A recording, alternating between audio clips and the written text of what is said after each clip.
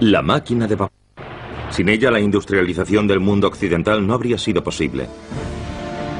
Esta es la historia del hombre que descubrió cómo usar esta enorme fuerza. James Watt, un joven y ambicioso inventor escocés que estaba a punto de impulsar al mundo hacia una nueva era. Su visión era dominar la potencia del vapor para producir energía. La máquina de Watt está funcionando en los límites de la tecnología de la que dispone. Rivales poderosos y conspiradores taimados se interpusieron en su camino. Su sueño estaba en el filo de la navaja. Solo el apoyo de un hombre influyente podía ayudarle a lograr su sueño. Boulton necesitaba a Watt y Watt necesitaba a Boulton para lanzar su nueva industria del vapor. Juntos lucharían para hacer realidad la edad del vapor. E incluso hoy en día sus esfuerzos siguen siendo la base de la mayoría de los dispositivos de tecnología punta para suministrar energía al mundo.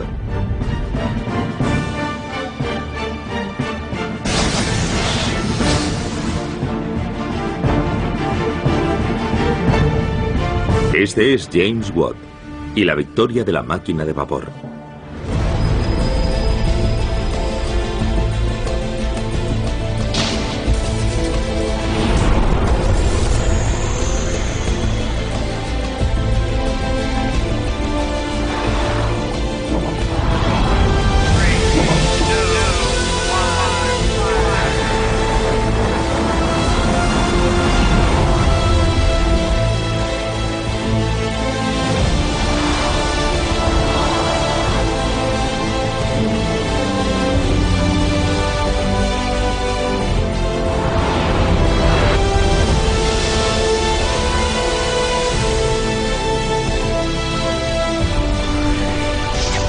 Misión X, episodio 4.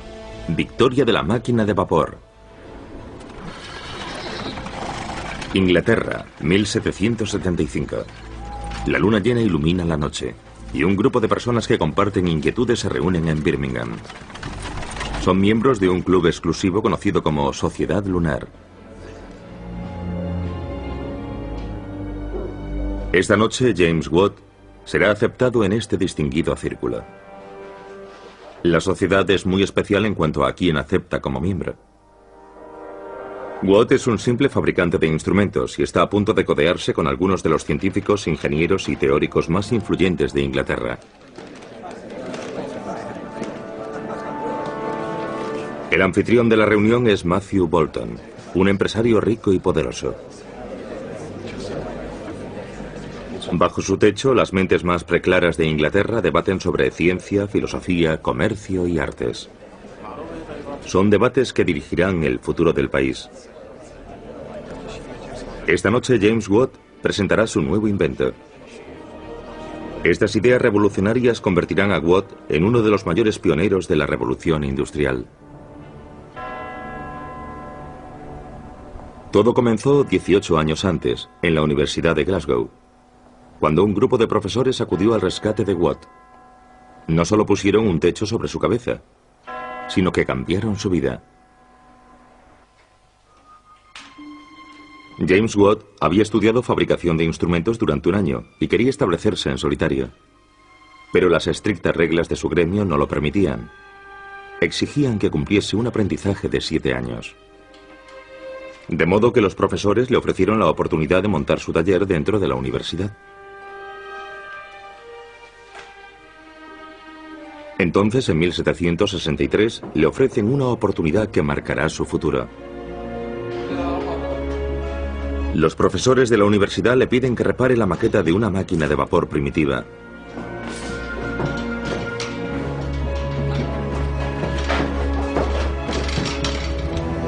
Watt no sospecha que este trabajo determinará el curso de su vida.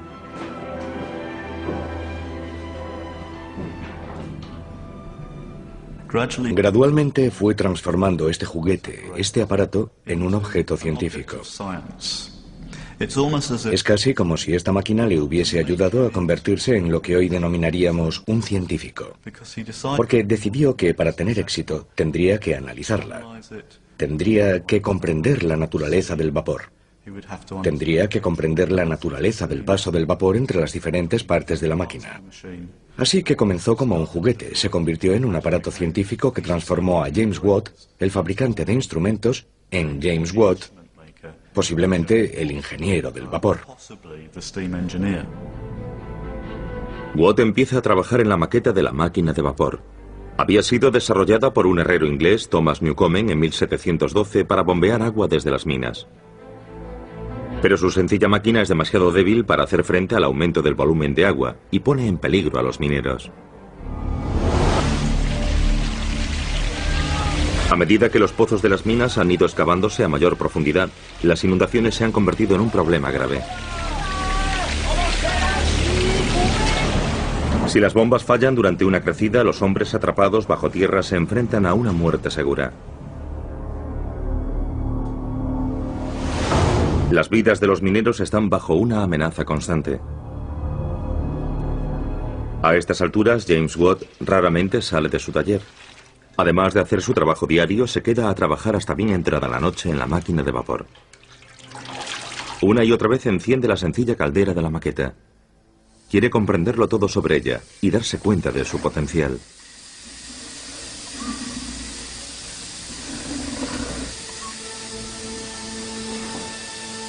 Watt cree que puede mejorarla. Quiere desarrollar una máquina de vapor mucho más potente para las minas, que consuma menos carbón y ofrezca un mayor rendimiento. James Watt tiene una corazonada.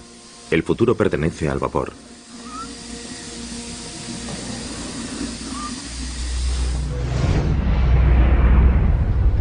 Hoy, 250 años después, las turbinas suministran la energía a toda la industria importante.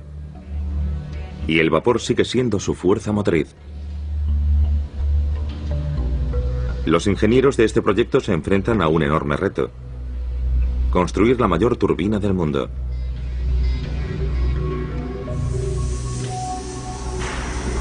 Se trata de un proyecto prestigioso en el que se usa la tecnología más avanzada.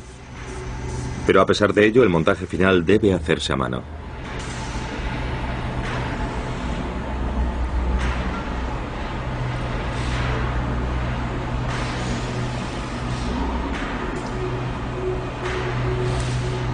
Cada pala se inserta individualmente. Cuando la turbina esté en funcionamiento, el vapor fluirá a través de ella a 300 grados centígrados, provocando la expansión de las palas. Los cambios en el material se calculan con precisión y se tienen en cuenta durante el montaje para evitar que la turbina se haga pedazos cuando se vea sometida a presiones enormes. Unos sensores de eco comprueban la vibración de cada pala de la turbina. Si una pala emite vibraciones peligrosas, es sustituida inmediatamente. La más mínima irregularidad podría ocasionar un desastre. El rotor de la turbina pesa 320 toneladas, el equivalente a 4 trenes de mercancías. Tiene que soportar 1500 rotaciones por minuto y gira a más de 2 veces la velocidad del sonido en la punta de las palas.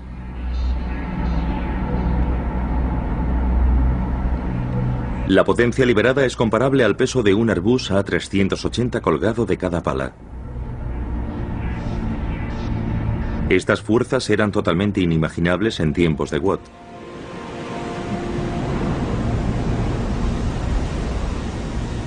Bañada por el Océano Atlántico, la costa de Cornwall, Cornualles, es una región del oeste de Inglaterra. Con sus abundantes depósitos de cobre y estaño, era la capital minera en la Inglaterra del siglo XVIII. Bajo los precipicios de estos acantilados, las excavaciones llegan muy por debajo del nivel del mar. Las viejas máquinas de vapor que hacen funcionar las bombas en las minas a duras penas consiguen sacar el agua de los pozos. Y hacerlas funcionar es extremadamente caro. Las máquinas ineficientes necesitan mucho combustible y llevar carbón hasta las minas es caro. Hace falta una solución mejor y más económica. Si no, el cierre amenaza a las minas.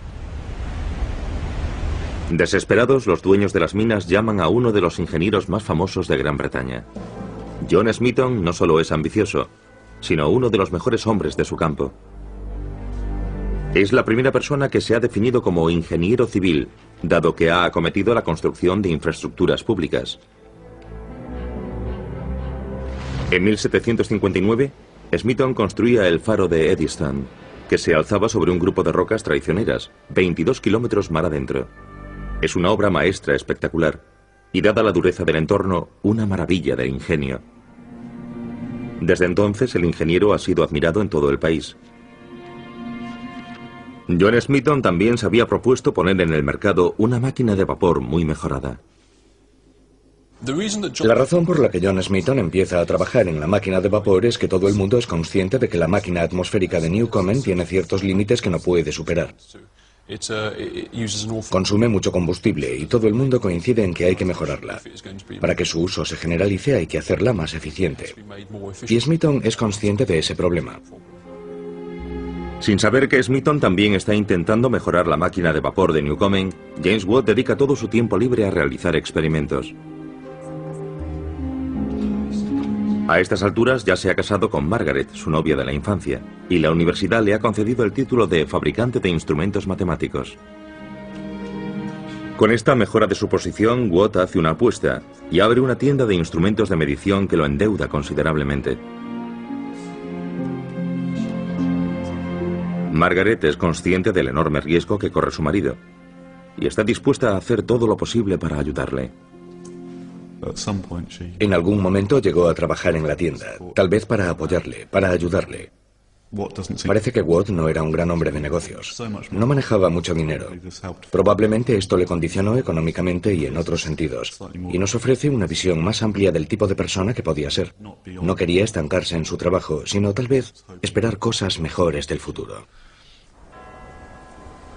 Tras trabajar todo el día, a menudo Watt pasa las noches en la biblioteca de la universidad leyendo todo lo que puede sobre el vapor. En 1765 ya lleva 2 años haciendo experimentos. Incluso ha aprendido francés y alemán para estudiar las versiones originales de documentos importantes. Watt ha estudiado al detalle toda la serie de procesos que ocurren dentro de la maqueta de la máquina de vapor y ha descubierto por qué la máquina funciona tan despacio. Ha identificado un defecto de diseño básico. El vapor caliente se enfría dentro del cilindro.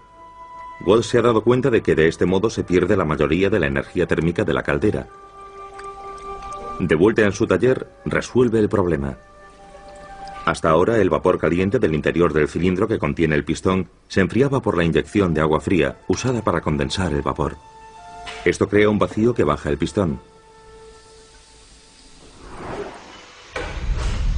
La vieja máquina condensa el vapor lentamente y solo consigue entre 6 y 8 ciclos por minuto.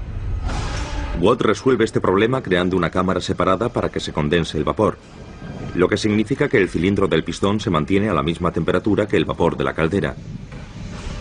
Esto crea una máquina mucho más eficiente. Es un avance legendario.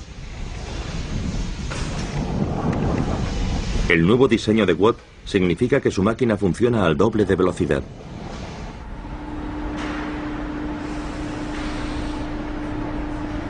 Lo que comenzó en el taller de James Watt hace 250 años sigue ocupando a ingenieros de todo el mundo. La búsqueda de la máquina de vapor perfecta. Hoy son las turbinas las que usan la potencia del vapor, fundamentalmente para la producción de energía eléctrica. Ingenieros y especialistas de montaje esperan ansiosos en una sala de turbinas alemana. Es un momento crucial. La enorme turbina se encaja en su cubierta. El más mínimo error podría amenazar meses de trabajo.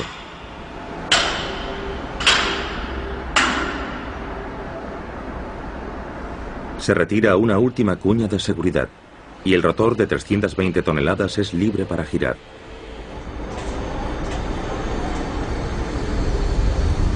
Una prueba de giro pronto demostrará si todas las piezas se han montado correctamente. Paulatinamente, la enorme turbina se pone en movimiento.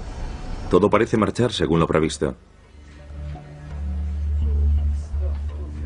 Al igual que James Watt, los ingenieros modernos siguen buscando la forma más eficiente de convertir la energía térmica en movimiento. Hoy, un 80% de la electricidad se produce por medio de turbinas de vapor usando combustibles fósiles o en reactores nucleares. El resto procede de la energía hidráulica, eólica o solar. Se estudian y prueban aleaciones especiales. Para el eje de una turbina solo sirven los materiales del grado más alto. El acero se forja trabajosamente para refinar las preformas. Es un proceso lento que dura 3 semanas. Este peso pesado de 100 toneladas se convertirá en el elemento central de la mayor turbina del mundo, que medirá 15 metros, el equivalente a un edificio de 5 pisos. El eje es un producto de ingeniería único, diseñado para resistir las máximas tensiones. Es una obra maestra de acero, que supera con creces todo lo que Watt hubiera podido soñar en su época. James Watt es consciente de que su rival John Smeaton le pisa los talones.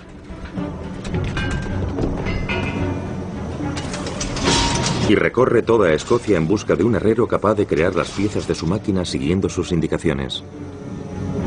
Pero necesita urgentemente dinero para financiar su innovadora patente si quiere seguir por delante de su rival. La situación es desesperante. Watt no encuentra un herrero adecuado para crear piezas del tamaño y precisión necesarios. Si su búsqueda fracasa, Smeaton cobrará ventaja.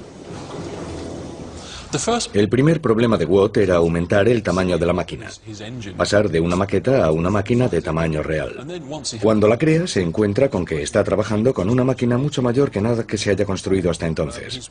Trabaja al límite, restringido por la tecnología con la que tiene que trabajar, de modo que la fabricación de la máquina trae una serie de mejoras en otros campos de la industria, como el corte de metal, la perforación de los cilindros, cosas así.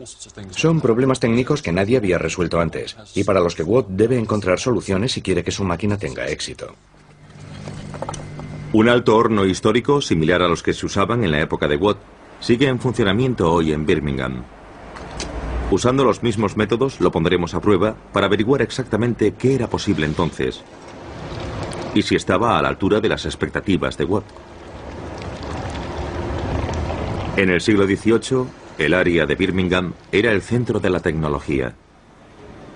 Se usaba coque como combustible en lugar de carbón porque es muy poroso, rico en carbono y contiene menos impurezas. El hierro resultante es menos quebradizo y resulta más fácil trabajarlo. El hierro líquido se vierte a mano en moldes de arena a casi 1000 grados centígrados, tal y como se hacía hace 200 años. Los métodos un poco primitivos de finales del siglo XVIII siguen usándose con éxito hoy en día en la fundición y vaciado.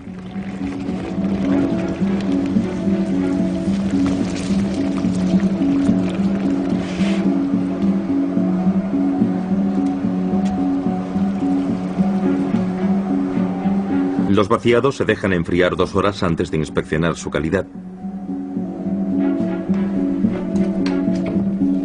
Estas piezas de hierro son impecables, pero en la época de Watt solo podían hacerse piezas pequeñas, relativamente imprecisas.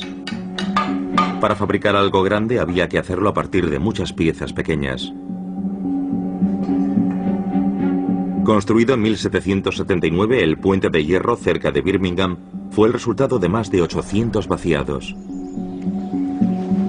Esta compleja construcción muestra qué era posible hace 200 años, pero también cuáles eran las limitaciones de la época. Watt tendría que superar numerosos obstáculos significativos para alcanzar su objetivo. Los progresos son lentos, y entonces, para empeorar las cosas, una visita no deseada llama a su puerta. Watt tiene problemas económicos graves. Ha pedido prestado mucho dinero para montar su negocio, y su socio desconocido ha muerto de forma inesperada. Ahora los acreedores le exigen el pago inmediato de 760 libras. Watt apenas gana 1 o 2 libras a la semana. Es una deuda enorme. Watt se ve obligado a buscar otro empleo. Afortunadamente, Gran Bretaña está experimentando un crecimiento económico constante. Se necesitan nuevas vías fluviales para transportar las mercancías y materias primas desde el sur de Inglaterra hacia el norte, hasta Escocia.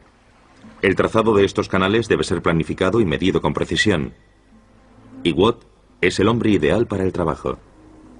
Hace poco ha inventado un instrumento para topografía. Rápidamente solicita el puesto de topógrafo en uno de los proyectos de construcción de los canales. Convence a los clientes de que su instrumento de topografía óptico puede ahorrarles tiempo y dinero. Impresionados por el talento de Watt, le dan el empleo. En los siguientes años consigue evitar la bancarrota. Pero sus pensamientos siguen en la máquina de vapor, aunque su rival Smeaton ya ha hecho grandes progresos. Entonces, en 1768, tras un duro día de trabajo, James Watt vuelve a casa y encuentra a un extraño esperándole en su taller. Esta reunión cambiará la dirección de la vida de Watt. El extraño se presenta como John Roebuck, hombre de negocios e inversor. Roebuck buscaba una solución a su problema. Tenía una mina de carbón y problemas para sacar el agua del pozo usando la máquina de Newcomen. Sorprendentemente le ofrece al endeudado Watt una sociedad. Quiere asumir los costes de desarrollo de la máquina de vapor de Watt y, a cambio, recibir 2/3 de los ingresos esperados. Para patentar su invento, tendría que ahorrar el salario de 2 años o más para pagar la patente. Por lo tanto, para la mayoría de la gente era extremadamente difícil pensar siquiera en conseguir una patente. La mayoría tenían que buscar socios, y por eso era tan importante para Watt conseguir un socio. Margaret está en avanzado estado de gestación, pero sigue haciendo lo que puede para apoyar a su marido y continúa trabajando en la tienda. James lleva semanas en Londres esperando para recibir su patente. A comienzos de 1769, su marido regresa con la patente en el bolsillo. Margaret confía en que James empiece a sacar beneficios de su invento muy pronto para mantenerla a ella y al bebé. Pero su idea solo existe sobre el papel y ha perdido mucho tiempo. En cambio, Smeaton ha cobrado ventaja. Usando técnicas de ingeniería sencillas, ha tomado la delantera en la carrera por desarrollar la mejor máquina de vapor. Simplemente ha mejorado la interacción de los componentes individuales y ha aumentado la eficiencia de la vieja máquina.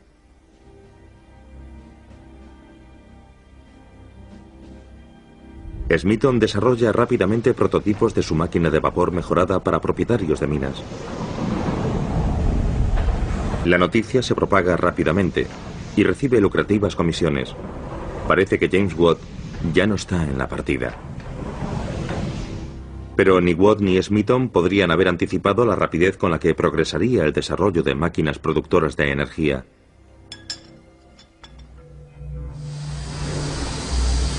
Hoy, los robots han revolucionado la producción de las partes de una turbina. Pero la búsqueda de mayores grados de eficiencia sigue en marcha. Hoy en día no es solo el vapor el que mueve las palas de las turbinas de alto rendimiento.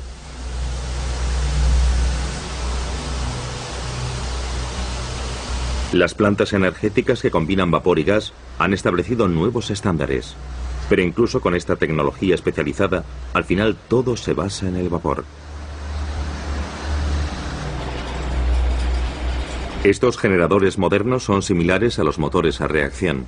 El gas explosivo que está dentro de la cámara de combustión arde e impulsa las palas a temperaturas de hasta 1500 grados centígrados. Un recubrimiento cerámico evita que el interior de la turbina se queme. Los gases de escape salen a 650 grados centígrados. Esto produce vapor supercalentado que se usa para impulsar una segunda turbina. Con casi un 60%, la efectividad de este ciclo combinado es enorme. Y fue la carrera por construir la mejor máquina de vapor hace 250 años la que puso los cimientos de esta tecnología avanzada.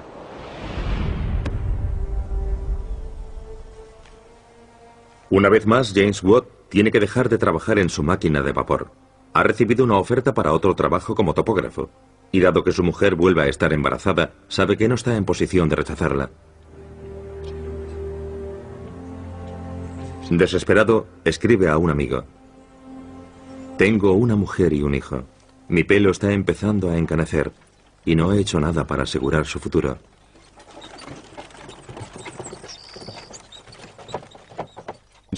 Ella le daba una vida familiar. le daba una vida más pública. Obviamente creaba un entorno al que invitaban a sus amigos y demás. Le dio hijos a los que él amaba profundamente. En septiembre de 1773, James Watt está trabajando en una región remota de Escocia cuando se produce la tragedia. Recibe la noticia de que su esposa se ha puesto de parto con varios días de antelación y que ha habido complicaciones. Regresa a Glasgow lo más rápido posible para estar a su lado.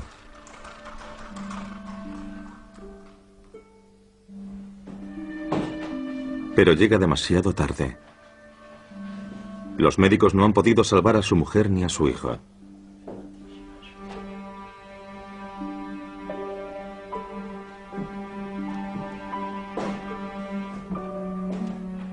El mundo de Watt se desmorona. Su amada esposa Margaret ha muerto durante el parto. James Watt se culpa por ello.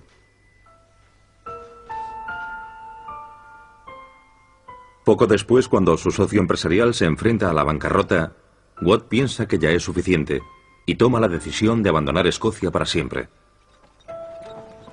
El preocupado inventor se instala en el sur de Inglaterra, donde espera tener un nuevo comienzo, para él y para su máquina de vapor.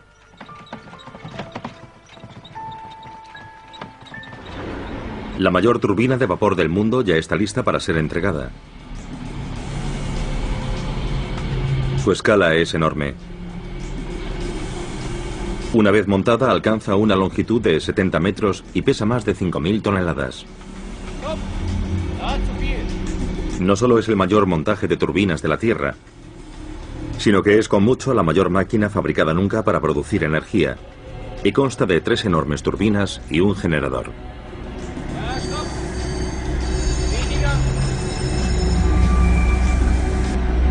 En una isla frente a la costa finlandesa se construye la primera central nuclear de Europa Occidental desde el desastre de Chernóbil en 1986.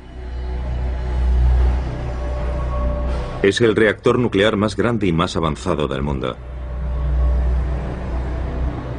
La instalación es tremendamente compleja y los pequeños errores podrían tener consecuencias inimaginables. Es un laberinto de tecnología punta de tuberías a presión y válvulas de seguridad.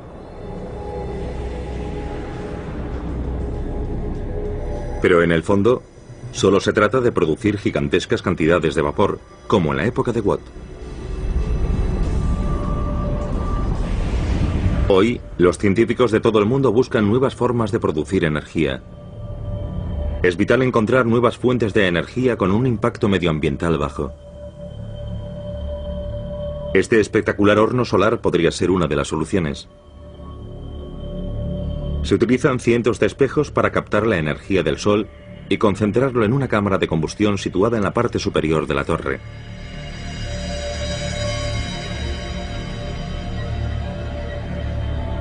Puede parecer futurista, pero no es más que una máquina de vapor moderna.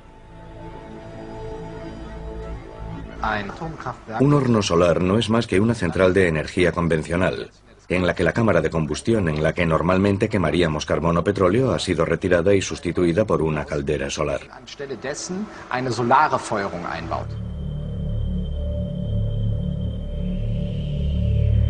Los rayos del sol se concentran en la superficie cerámica de la torre de energía y la calientan a una temperatura aproximada de 1000 grados centígrados.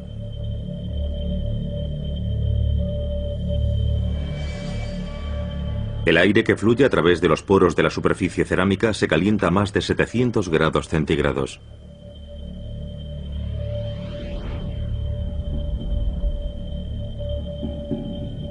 Esto produce vapor, que impulsa una turbina de vapor convencional. Llegado a un punto, alcanzaremos los límites de los materiales, no los límites de lo que puede lograr la tecnología solar. En teoría podríamos alcanzar temperaturas de hasta 2000 grados centígrados. La concentración de la luz del sol desarrolla una potencia destructiva. Rayos inofensivos pueden transformarse en sopletes. Incluso una plancha de acero de varios centímetros de grosor se fundirá como la cera si es expuesta a este enorme calor.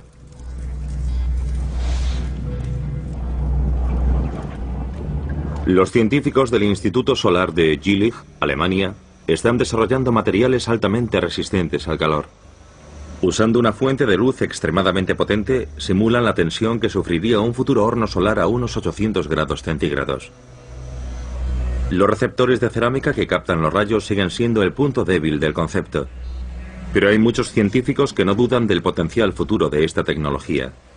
Podría permitirnos finalmente aprovechar la increíble potencia del Sol. Tras la muerte de su esposa, James Watt comienza de cero en Birmingham. Y aquí es donde conoce a Matthew Boulton, un miembro clave de la legendaria Sociedad Lunar, que se entusiasma con su idea de un nuevo tipo de máquina de vapor.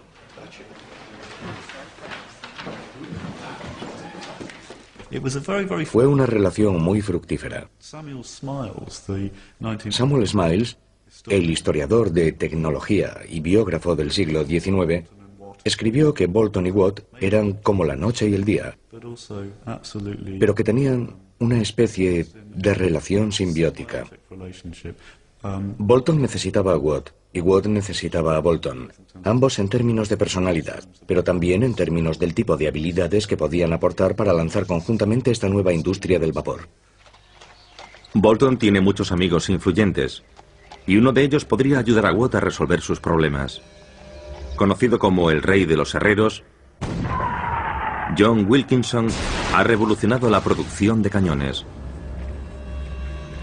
En lugar del método tradicional de vaciar un cañón de una sola pieza con un núcleo, ha desarrollado una técnica de mandrinado nueva, clave para lograr un cañón más seguro y más preciso.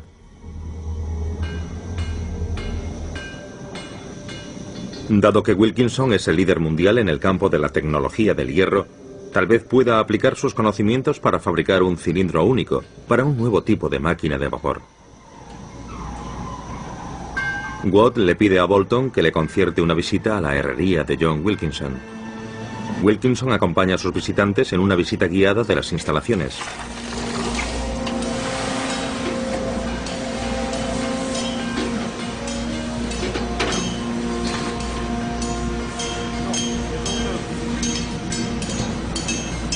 Impresionados, Boulton y Watt están convencidos de que es el hombre ideal para fabricar el cilindro que con tanta urgencia necesitan. Watt envía los planos a Wilkinson, que se pone a fabricar primero el pistón. Sus operarios enrollan cuerdas de cáñamo alrededor del pistón. Las cuerdas se hinchan cuando entran en contacto con el vapor, proporcionando una capa aislante entre el cilindro y el pistón.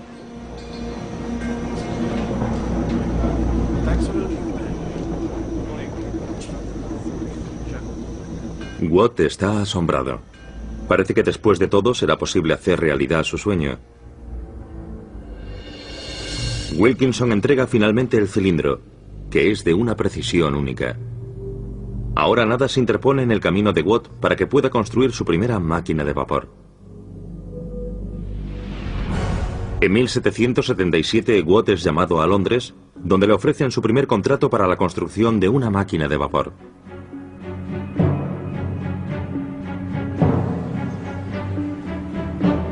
En apenas unos meses monta su obra maestra tecnológica y recibe grandes elogios.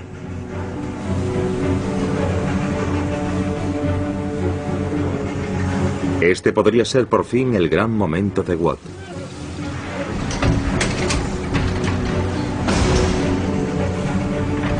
Pero sus clientes quieren probarla. Por desgracia para Watt, le piden a su antiguo rival Smeaton que evalúe la prueba. Smeaton ve su oportunidad. Esta podría ser su ocasión para arruinar la reputación de Watt y deshacerse de la competencia.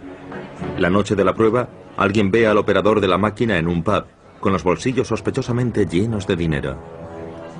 Circula la historia de que John Smeaton fue a ver a uno de los hombres de Watt a Londres y le entregó cierta cantidad de dinero en efectivo y le dio las gracias por manejar la máquina para nosotros. El maquinista salió por la noche, se emborrachó y al día siguiente estropeó la máquina. Así que había cierto enfrentamiento personal entre los dos hombres. La máquina está inutilizable. La prueba ha sido un completo fracaso. Lo que debía ser el triunfo de James Watt acaba en desastre. Pese a todo, la noticia del revolucionario invento de Watt se difunde y llega incluso hasta Prusia. El rey de Prusia quiere máquinas de vapor de este tipo para sus minas. Federico II encarga a sus especialistas en minas que negocien con Watt. Pero Watt y Boulton quieren un contrato exclusivo, con una duración de 14 años. Poco después, dos hombres navegan desde Prusia hasta Inglaterra y atracan en la costa sur. Los prusianos llegan con un propósito concreto. Quieren visitar las instalaciones de Watt y Boulton en Birmingham y ver esta legendaria máquina de vapor.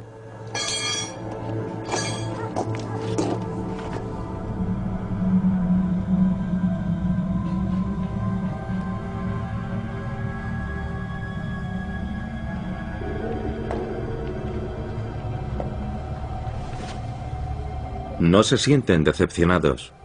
Consiguen ver la máquina de cerca y se dan cuenta del gran potencial que atesora.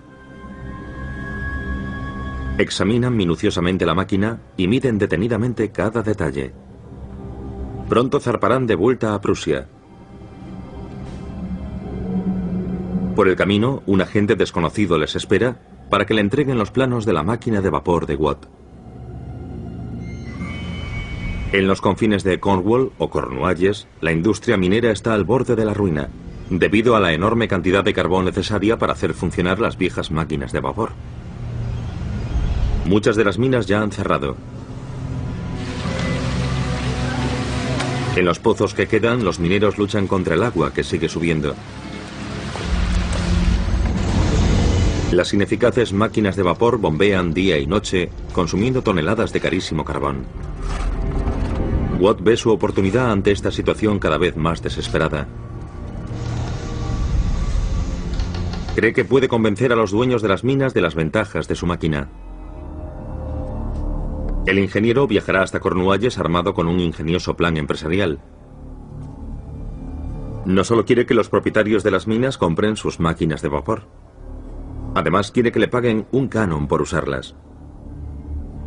Pero todo esto solo supondría 1/3 de la cantidad que pagan actualmente por mantener en funcionamiento sus máquinas ineficaces. Para ayudarle a vender su máquina de vapor, Watt ha creado una nueva unidad de medida, el caballo de potencia, para demostrar claramente el poder de su invento. Crea una equivalencia entre la fuerza de los caballos y el poder de sus máquinas. Su idea funciona y enseguida vende sus primeras máquinas.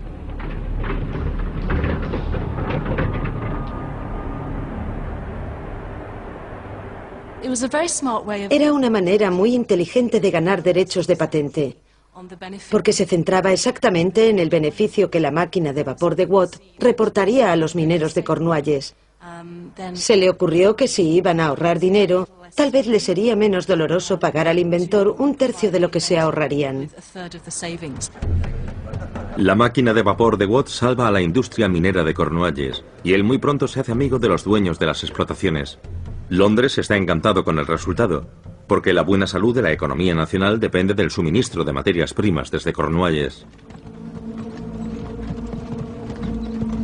Pero en Prusia hay un problema.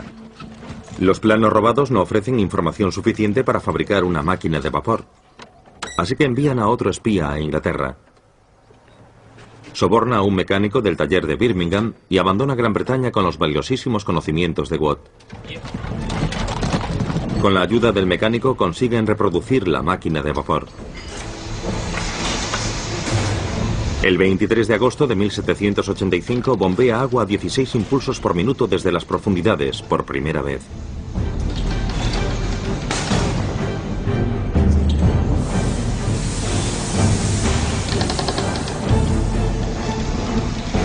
Lo hace al sur de Magdeburgo, en suelo prusiano. No es una sorpresa que el cliente del espía sea miembro de los círculos más influyentes del Estado.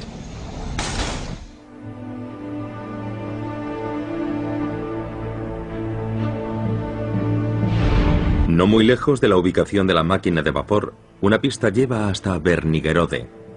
Aquí se guardan documentos secretos prusianos, entre ellos algunos relativos a operaciones mineras. podrían ofrecer alguna pista de este espectacular caso de espionaje internacional. El responsable del archivo repasa documentos que se remontan al siglo XVIII y que podrían contener pistas de la identidad del misterioso cliente. Todo parece indicar que era el mismísimo Federico II, rey de Prusia.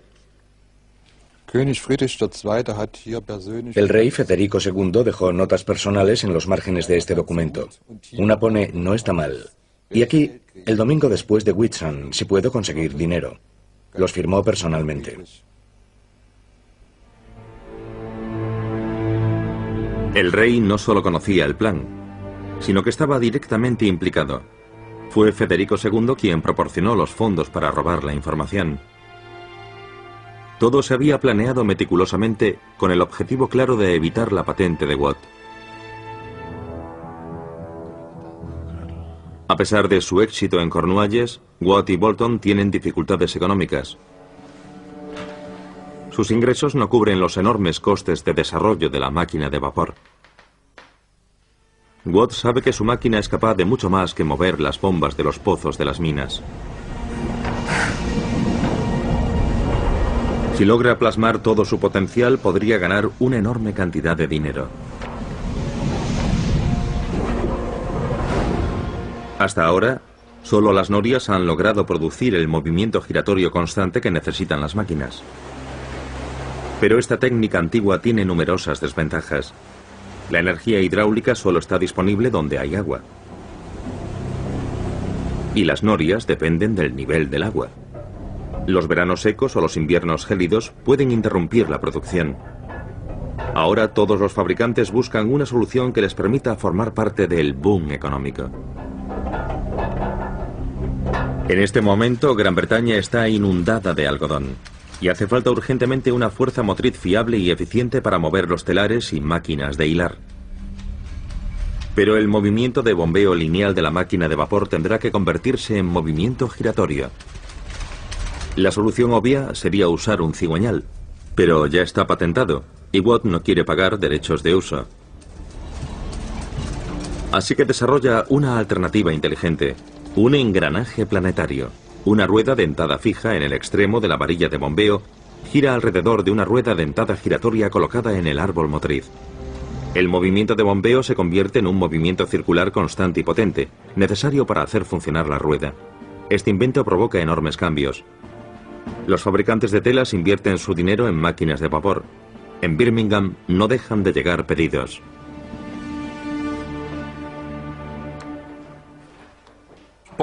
Bolton se da cuenta de lo lejos que puede llegar el vapor. Escribe sobre su trabajo en el Soho: "Yo vendo aquí lo que el mundo entero desea: potencia". La transformación de la máquina de vapor llevada a cabo por Watt fue una innovación clave para la revolución industrial. Con su invento cambia la imagen del mundo. Ahora las máquinas sustituyen al músculo humano a una enorme escala.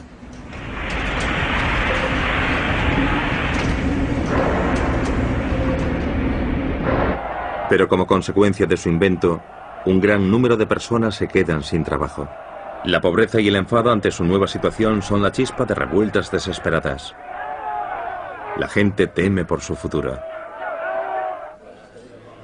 Tras 20 años de sacrificios y lucha, James Watt por fin ha llegado a lo más alto y ahora es miembro de la clase alta inglesa. Además, ha eclipsado a su rival, John Smeaton. En los años siguientes, Bolton y Watt venden más de 500 máquinas de vapor. James Watt, que comenzó como un simple fabricante de instrumentos, ha cambiado el rostro de la industria y está ganando una fortuna.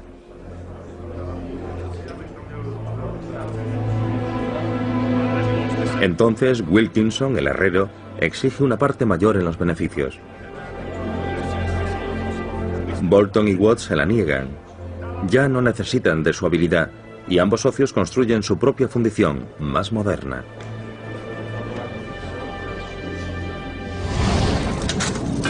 La herrería de Watt y Bolton funciona con vapor y pasará a la historia como la primera fábrica de maquinaria del mundo. Admiradores como el zar ruso viajan desde muy lejos para contemplar esta maravilla de la modernidad.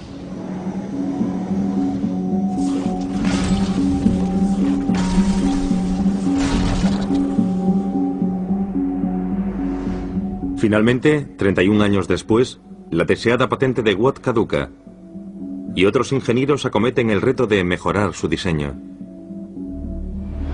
Los dueños de las fábricas piden mejores prestaciones.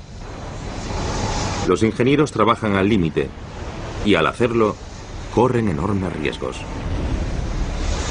Empiezan a introducir el vapor en los cilindros a una presión elevada.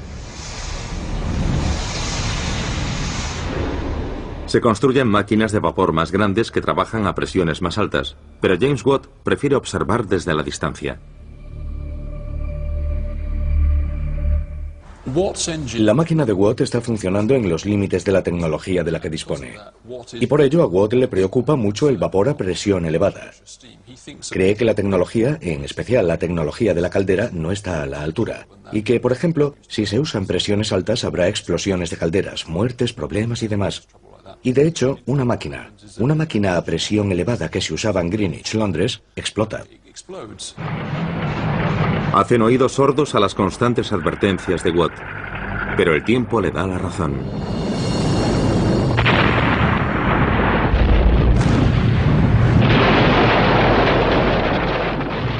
Entre 1800 y 1870, 5.000 personas pierden la vida en 1.600 explosiones de calderas en Inglaterra. A pesar de todo, el progreso del vapor a presión elevada es imparable. La potencia del vapor revoluciona completamente el transporte. Enormes buques de vapor navegan de un continente a otro a una velocidad increíble. Y las locomotoras de vapor viajan con una potencia y velocidad inimaginables anteriormente. Pero este progreso tiene un precio. Una densa niebla empieza a envolver a las ciudades y a dificultar la respiración. Hoy, el mundo necesita más energía que nunca. Hay que encontrar alternativas. Según los científicos, los enormes recursos energéticos del Sol jugarán un papel crucial en el futuro, junto a otras energías renovables.